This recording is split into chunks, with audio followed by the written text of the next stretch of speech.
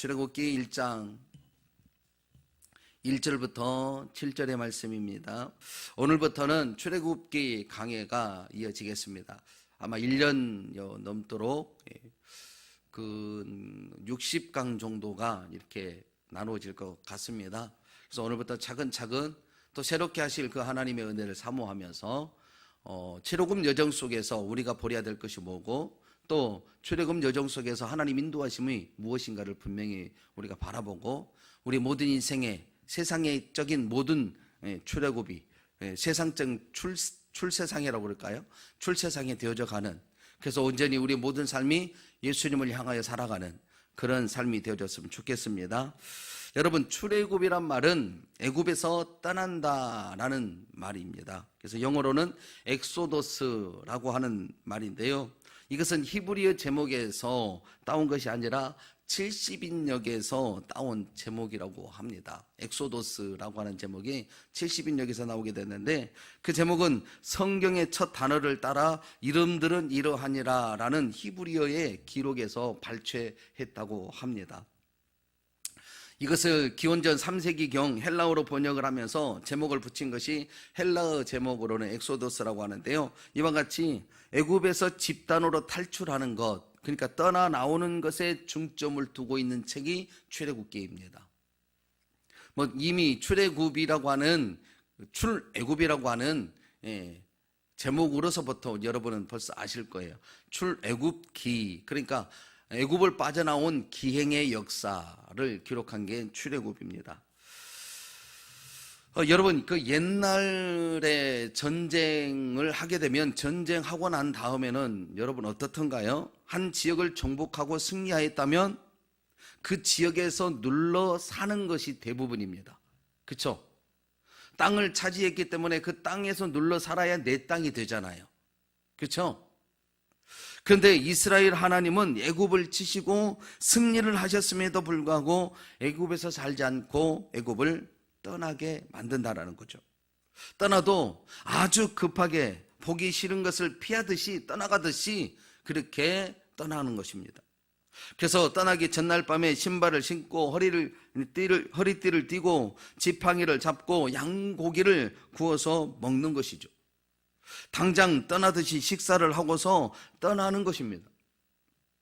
물론 이 떠남의 정점은 바로 어린 양의 피이죠. 즉, 아무리 경건하고 아무리 아브라함의 직계 혈통이라 한다 할지라도 어린 양의 피 아래 있지 않으면 죽음을 면치 못하는 것이 바로 출애굽의 결정입니다.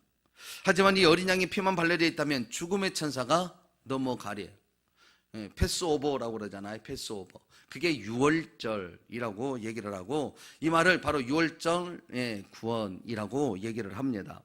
그러므로 이 구원의 능력이란 바로 오직 어린 양의 피로서 되는 것임을 잘 보여주고 있는 책이 바로 출애굽기입니다.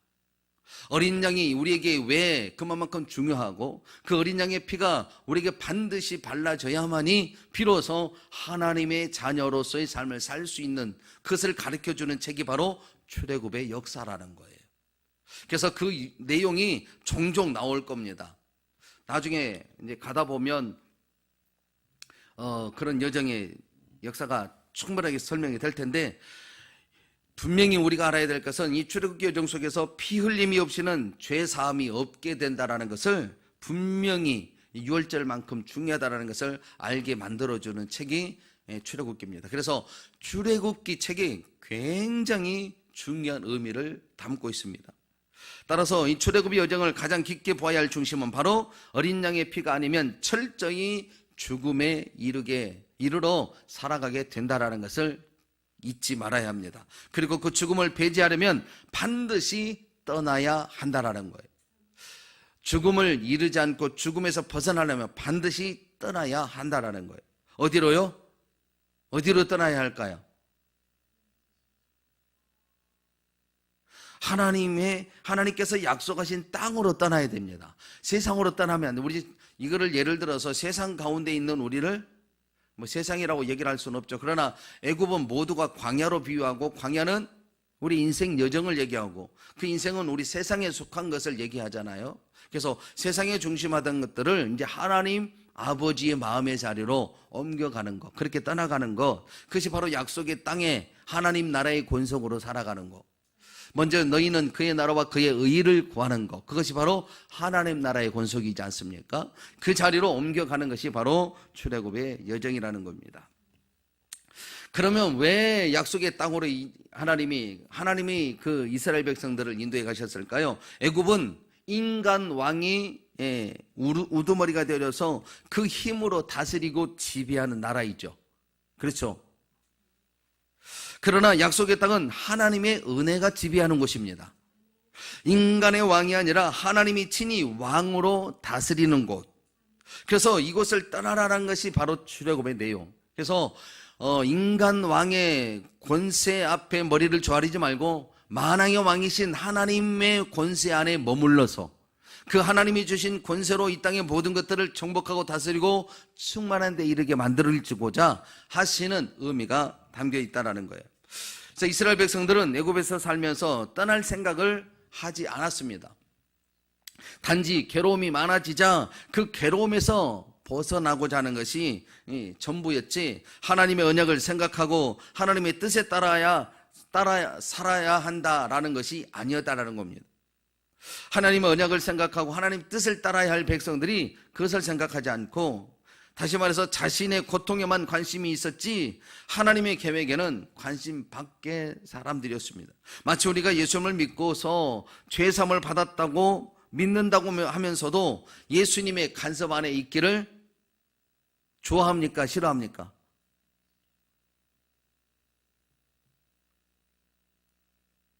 (3,000 명이) 앉아 계셔도 아무 소리도 못 하시네. 응? 우리가 예수님을 믿고 죄사함을 받았다고 하면서 예수님 내 삶 가운데 오셔서 간섭해 주시면 여러분 어떻습니까? 너무너무 힘들더라고요. 제가 그런 기도를 많이 했어요. 예수님, 나 사랑하신다면서요. 그래서 내가 세상 것 즐기든 말든 내가 사랑하는 거, 내가 좋아하는 거 즐기도록 내버려 두면 안 될까요?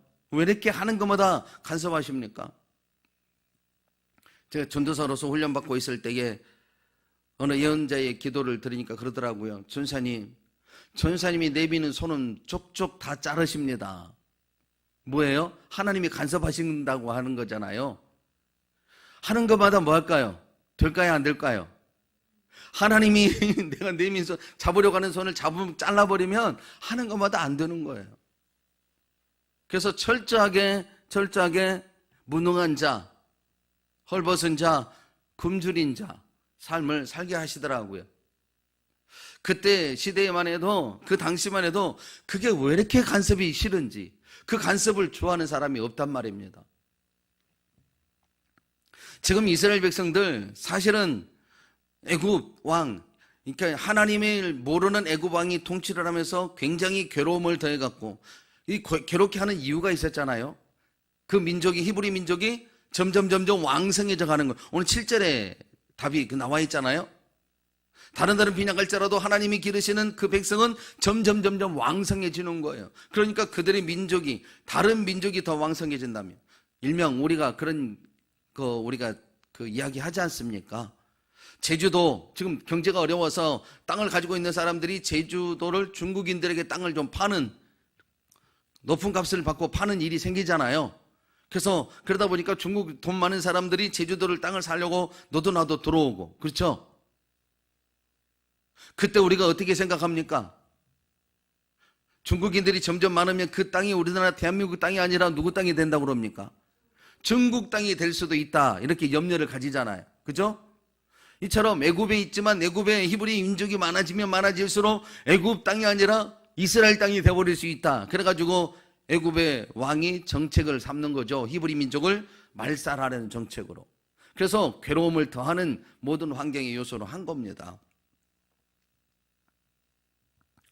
어찌됐든 그러다 보니까 자기들에게 고통이 주어졌어요. 그래서 이제 내가 하나님의 선민으로, 하나님의 백성으로, 하나님이 통치하는 그 땅에 가 살아야 되겠다라는 마음으로 하나님이여 우리를 약속의 땅으로 이끌어 주세요라고 한 게 아니라, 우리가 여기서 죽게 생겼으니, 힘들어 죽겠으니 우리에게 힘들지 않는 길을 이렇게 택해달라고 하나님께 기도했던 것입니다.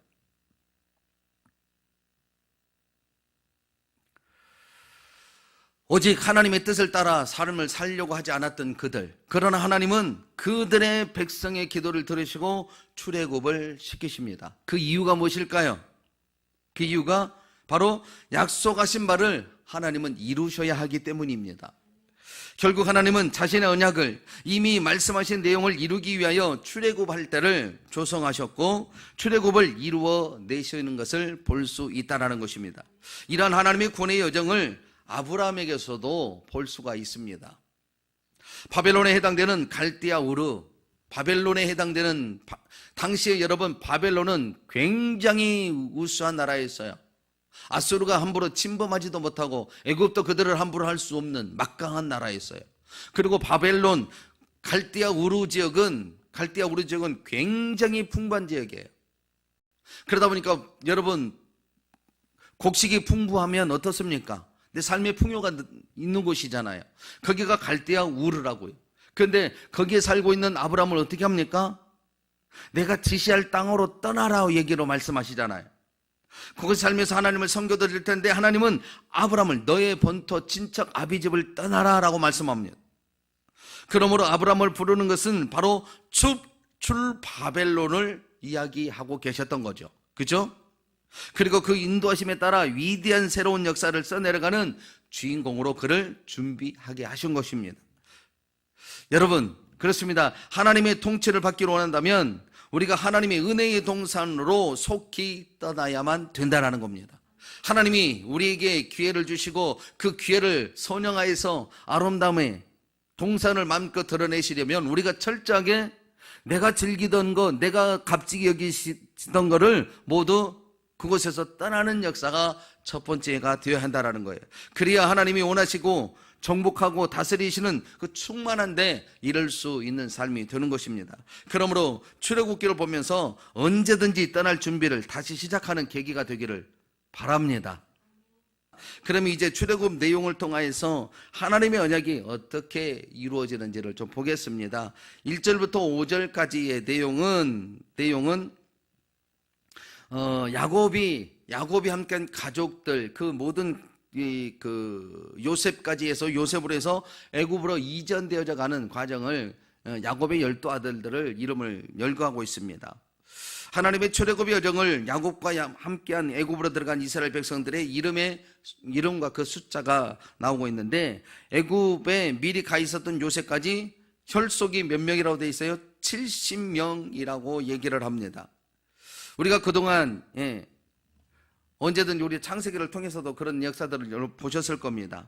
그런데 특히 오늘 5절에 보시면요, 5절에서 보시면 야곱의 허리로부터 나온 사람들이라고 말씀을 하고 있습니다. 이 말씀에는 어떤 의미가 담겨져 있을까요? 야곱의 허리로부터 나온 사람들, 누구를 얘기할까요? 이 이야기를 보려면 창세기로 한번 가봅시다. 창세기 35장 11절 말씀 한번 볼게요. 창세기, 도대체 하나님은 왜 출애굽에 와서 야곱의 허리로부터 나온 사람들이라고 기록을 하였을까? 왜 이 말씀을 하실까? 11장을 읽어봐요. 11장 시작. 하나님이 그에게 이르시되 나는 전능한 하나님이라 생육하며 번성하라. 한 백성과 백성들의 총회가 내게서 나오고 왕들이 내 허리에서 나오리라. 여러분, 지금 여기서 하나님이 이루셨다고 하는데 그가 누구예요? 그렇죠, 야곱입니다. 야곱. 하나님은 야곱에게 말씀을 했는데 하나님이 야곱에게 나는 전능한 하나님이다 라고 말씀을 하면서 생육하며 번성하라. 한 백성과 백성들의 총회가 너에게서 나오고 왕들이 너의 허리에서 나오리라 라고 말씀했다라는 거예요. 그러니까 지금 야곱에게 한 약속을 이루시기 위하여 오늘 본문을 기록하고 있음을 분명히 말씀한 거죠. 그러면 야곱에게 왜 그렇게 말씀하셨을까요? 그 내용을 34장에서 살펴보면 알 수가 있는데요.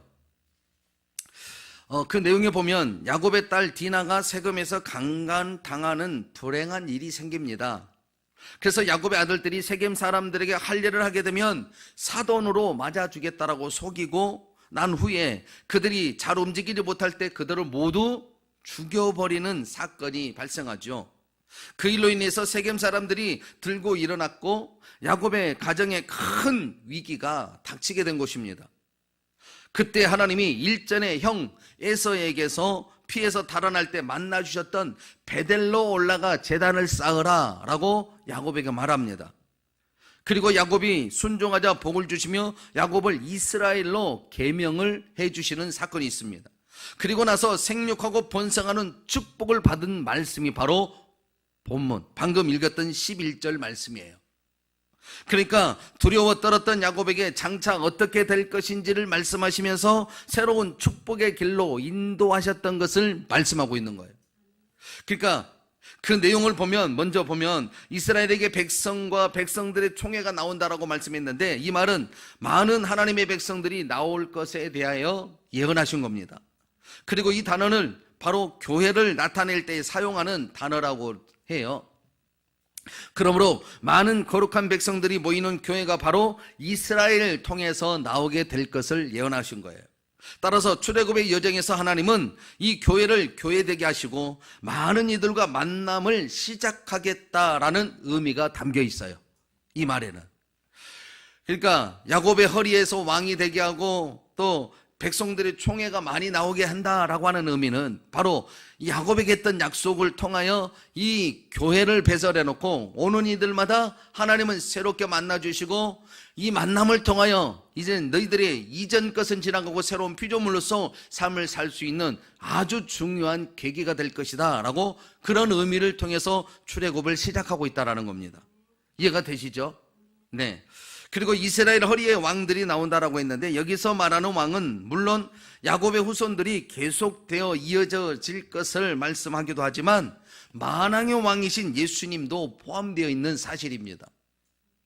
예수님은 사망 권세에 매여 있는 자들을 꺼내어 구원을 얻게 하시기 위해서 이스라엘의 허리를 통하여 이 땅에 오신 분이 바로 예수 그리스도이십니다. 그러니까 하나님은 바로 젖과 꿀이 흐르는 가나안 땅으로 인도하시고자 하는 것은 바로 예수 그리스도 안에 머물러 있도록 하시기 위하여 하나님이 계획한 시나리오였다라는 거예요.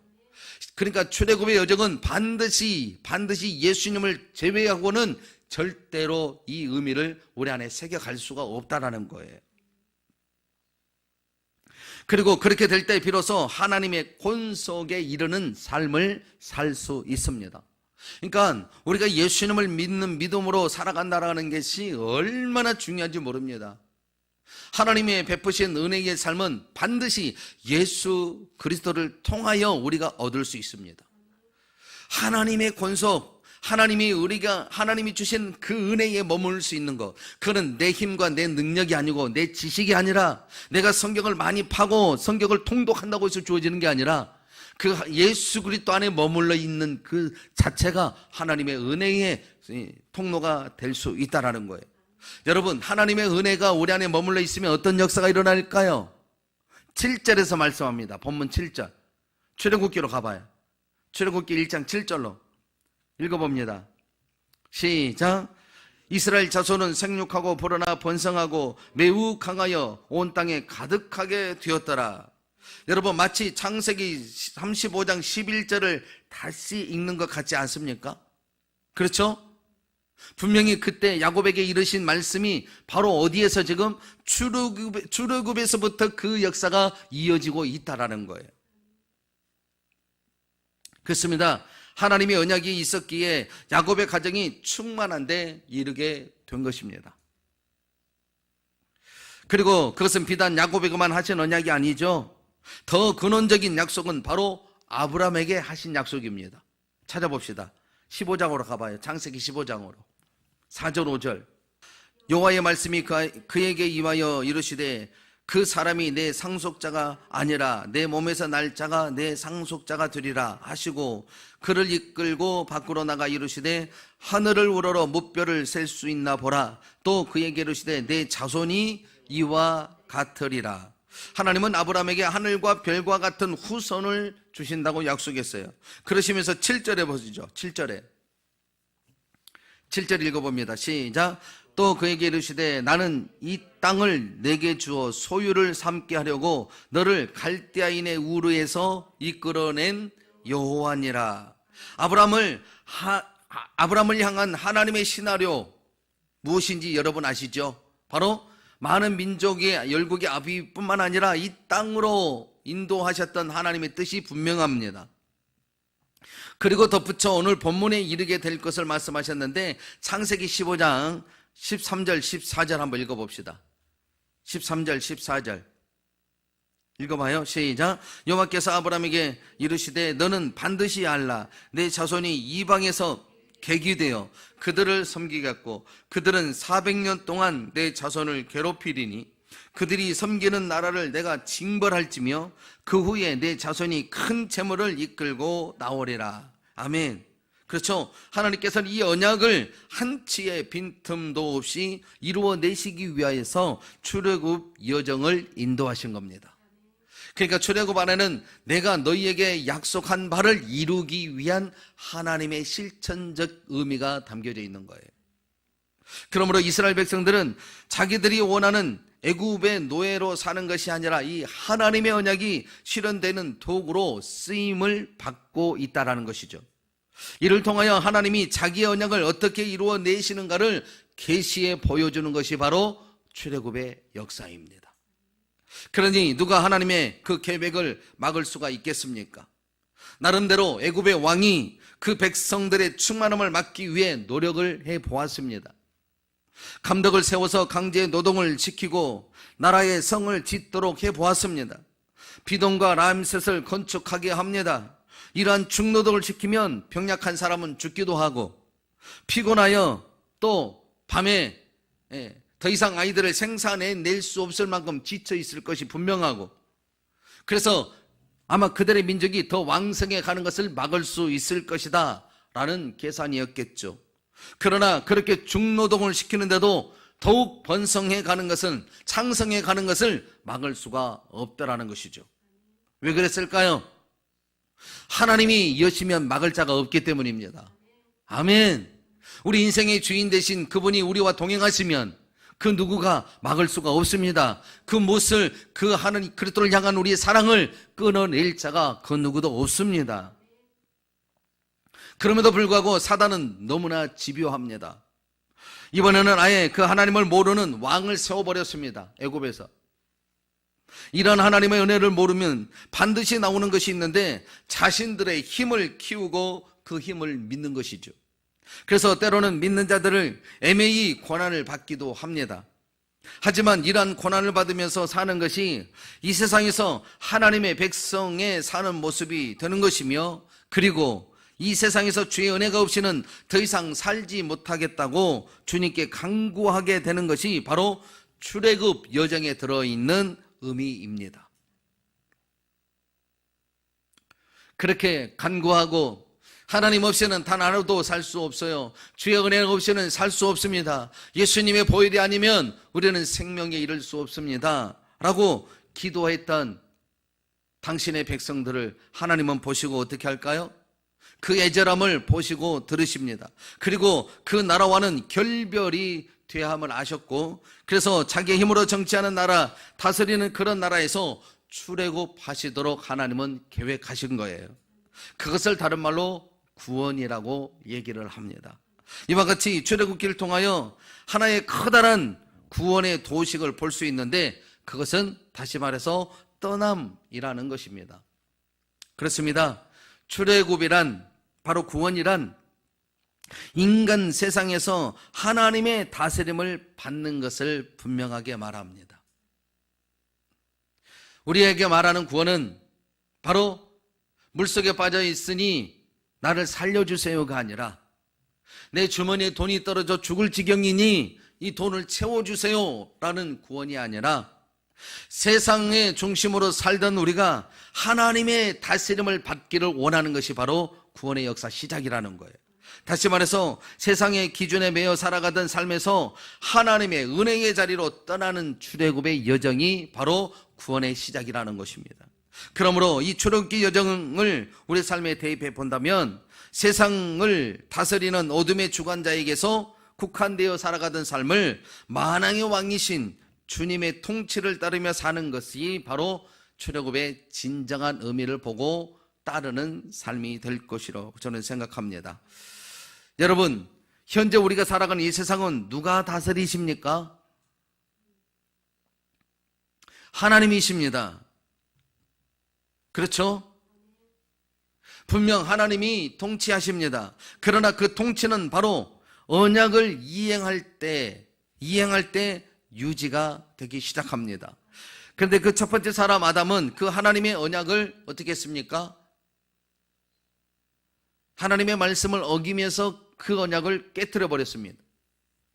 그러다 보니 그 하나님의 통치가 잠시 사단에게 위임바 되어져 버렸죠. 이 말은 사단과의 전쟁에서 하나님이 더 약하시기 때문에 그들의 통치를 인정한 것이 아니라 우리 인간이 하나님과의 언약을 버렸기 때문에 잠시 묵인하셨다라는 겁니다.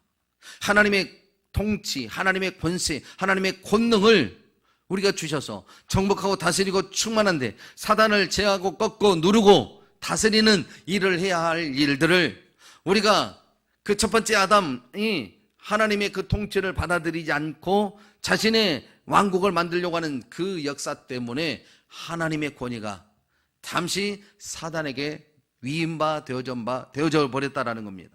이와 같이 하나님은 철저히 인격적이십니다.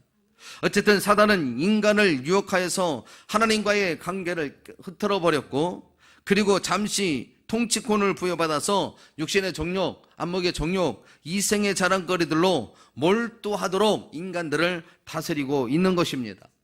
그래서 할 수만 있다면 하나님의 사람들이 철저하게 하나님에게서 멀어지도록 하는 것이 그들의 임무입니다. 그러나 하나님은 그것이 당신들의 백성에게 생명이 되지 못하심을 아셨습니다.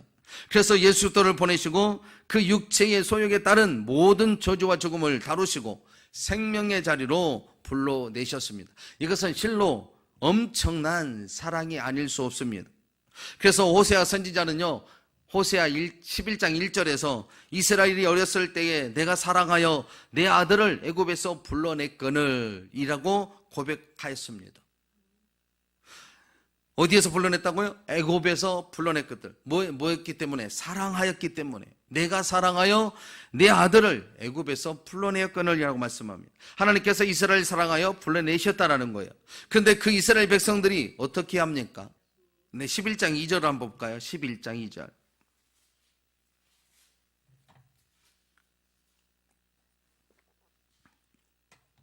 이 절 보죠. 시작. 선지자들이 그들을 부를수록 그들은 점점 멀리하고 바알들에게 제사하며 아로 새긴 우상 앞에서 분향하였더라. 하나님이 사랑하여 불러내셨는데 부를수록 멀리 하였다라는 것입니다. 아니, 오히려 바알을 섬기고 우상 앞에 절하더라는 것입니다. 그러면서 계속하여 애굽으로 돌아가려고 하는 삶을 사는 것입니다. 그러니 하나님의 약속의 땅이 다시 애굽이 되어버린 것이죠. 그러나 하나님은 그러한 백성을 포기할 수 없으셨습니다. 그러면 어떻게 출애굽이 완성이 됩니까? 마태복음으로 가볼게요. 마태복음 2장 12절로 15절까지 13절로 15절까지 마태복음 2장 13절부터 15절 읽어봐요. 시작.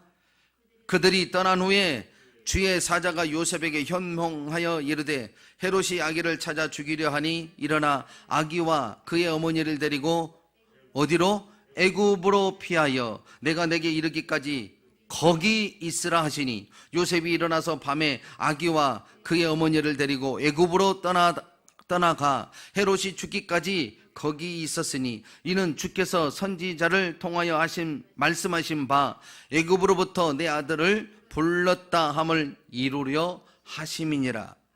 하나님은 마리아를 통해 태어난 예수님을 사단의 상징인 헤롯을 피하여 먼저 애굽에 이르게 하셨습니다.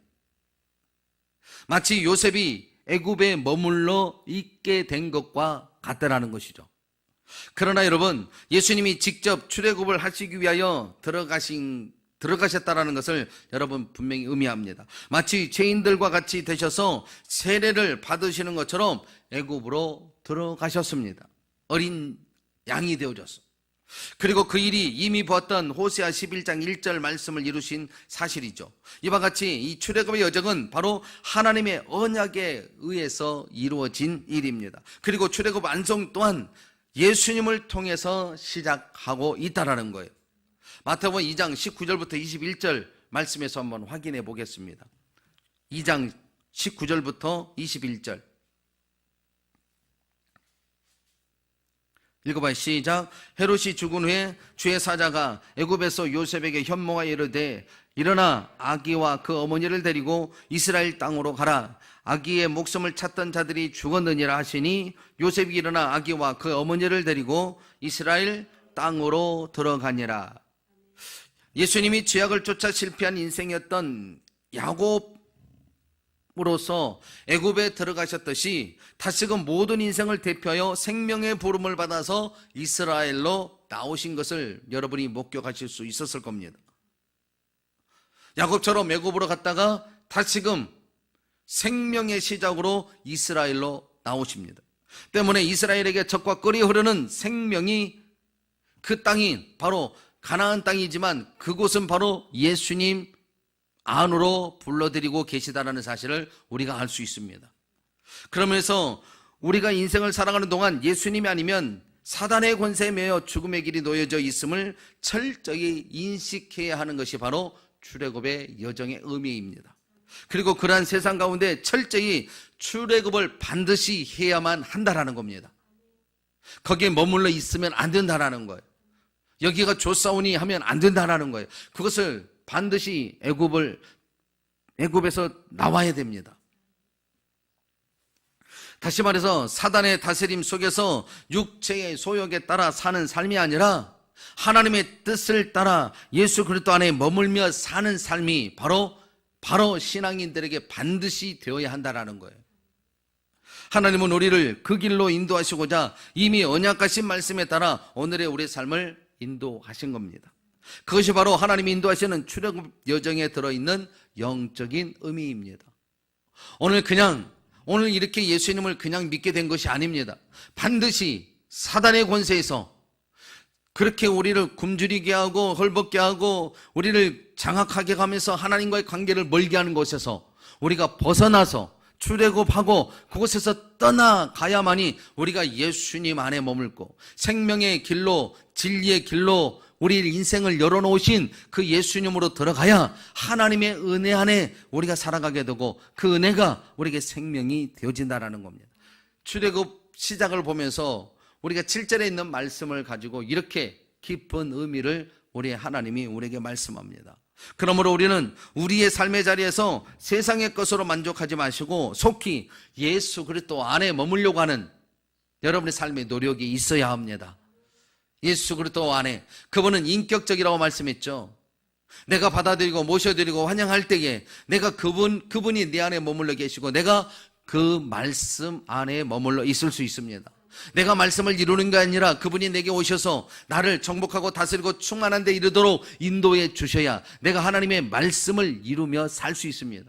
내 말이 너희 안에 거하면이라고 말씀하잖아요. 주의 말씀이 내 안에 머물러 있는 거, 그래야 내가 말씀을 지키고 그 말씀의 언약대로 삶이 펼쳐지게 되는 겁니다. 하나님의 시나리오는 반드시 예수 그리스도를 통하여 완성이 되어진다는 거죠. 그런데 우리는 그 예수님과 성령님과 함께하기보다는 내가 뭔가를 해보려고 하고 노력하려고 하고 지식을 채우려고 하고 돈을 벌려고 하고 세상의 명예의 자리에 있어 보려고 애를 씁니다. 여러분 반드시 기억해야 될 건 출애굽이 되지 않으면 새로운 약속의 땅에 머물러 있을 수 없습니다. 세상의 기준이 내가 출애굽하는 것처럼 거기서 떠나지 않고는 예수님의 은혜 안에 머물러 있을 수가 없는 겁니다. 여러분 예수님의 은혜, 하나님의 계획하심 속에 이스라엘 백성들이 애굽으로 야곱의 자녀들이 애굽으로 갔지만 그들은 어떻게 해요? 아무리 막으려고 해도 막을 수가 없었다고 말씀합니다. 아무리 그냥 정책을 가지고 그들을 한번 막아보려고 했지만 그들의 왕성함을 막을 수 없어서. 왜요? 하나님이 그들의 차원을 지키셨고 그들의 가문을 일으켜 세워주셨기 때문이에요. 우리 삶도 마찬가지입니다. 내가 힘써서 애써서 채우는 것이 보존하고 지키는 것이 아니라 하나님의 은혜가 내게 주어져야 보존하고 지킬 수 있다는 거죠. 그 하나님의 은혜 안에 머물러 있어야 내가 하나님의 권속으로 살 수 있다는 겁니다. 그 하나님의 은혜는 반드시 예수 그리스도를 시작하여 예수 그리스도가 애굽으로 가서 다시 이스라엘로 생명의 시작으로 오셨던 것처럼 우리의 삶에는 반드시 예수님이 그 하나님의 계획 안에 바로 다리가 되어지고 진리가 되어져야, 생명이 되어져야 비로소 우리 하나님의 생명을 머금을 수 있는 그런 축복이 있게 될 줄로 믿습니다. 그러면 우리 인생에서 출애굽은 어떤 상황일까요? 어떻게 해야지 예수님을 적과 꿀이 흐르는 가나안 땅을 맞아들이는 것처럼 예수님의 믿음의 구주가 될 수 있을까요? 그러한 사실을 사도 바울이 아주 정확하게 써놓은 성경이 있는데 골로새서 3장 1절부터 4절의 말씀을 한번 보시고 마치도록 하겠습니다. 읽어볼게요. 시작. 그러므로 너희가 그리스도와 함께 다시 살리심을 받았으면 뭐하라고요? 위의 것을 찾으라. 거기는 그리스도께서 하나님 우편에 앉아 계시느니라. 위의 것을 생각하고 땅의 것을 생각하지 말라. 이는 너희가 죽었고 너희의 생명이 그리스도와 함께 하나님 안에 감추어졌음이라. 우리 생명이신 그리스도께서 나타나실 그때에 너희도 그와 함께 영광 중에 나타나리라. 아멘. 여기서 분명히 보십시오. 다시 살리심을 받았으면 뭐라고요? 여전히 옛날 것으로 살지 말고 위의 것을 찾으라. 여기서 위의 것이 뭡니까? 하나님의 은혜이잖아요. 하나님의 은혜를 찾으라. 거기는 그리스도께서 하나님의 우편에 앉아 계시느니라. 우리를 위해 여전히 중보하고 하나님의 생명을 공급하시기 위하여 길이 되어 그곳에 좌정하고 계시다라는 거죠. 아멘. 그리스도의 하나님의 백성으로 사는 것, 그리스도를 찾아야 됩니다. 그리스도의 은혜 안에, 그리스도의 생명 안에, 그리스도의 진리 안에 머물러 살아가야 하는 것입니다. 위의 것을 생각하고 땅의 것을 생각하지 말라. 여러분, 생각이란 뭡니까? 우리 삶의 기초가 되는 겁니다. 생각하는데 그 생각이 있어야 비로소 내가 그 안에 머물러 살아갈 수 있다는 거예요. 감사의 조건도 그래서 생각에서 기원이 되어졌다고 얘기했잖아요. 영어에 땡큐라고 하는 것이 think, 생각하는 것에서부터 감사가 시작됐다고 얘기했습니다. 왜 생각하라는 거예요? 왜 땅의 것을 생각하지 말고 위의 것을 생각하라는 거예요? 너희는 이미 죽었고 너희의 생명이 그리스도와 함께 하나님 안에 감춰졌다. 우리의 생명은 하나님, 예수님 안에 감춰졌는데 바로 예수님과 우리가 위에 계신 예수님으로 인하여 우리 하나님의 생명이 부음바 되어지기 시작하기 때문이에요.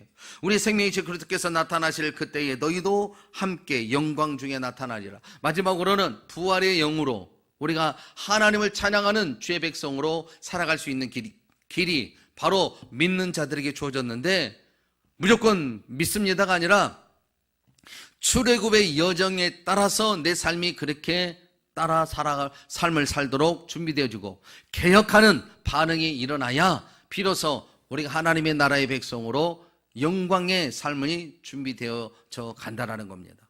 이것이 오늘 저와 여러분에게 출애굽 여정을 통하여서 그 속에 들어있는 영적인 의미입니다.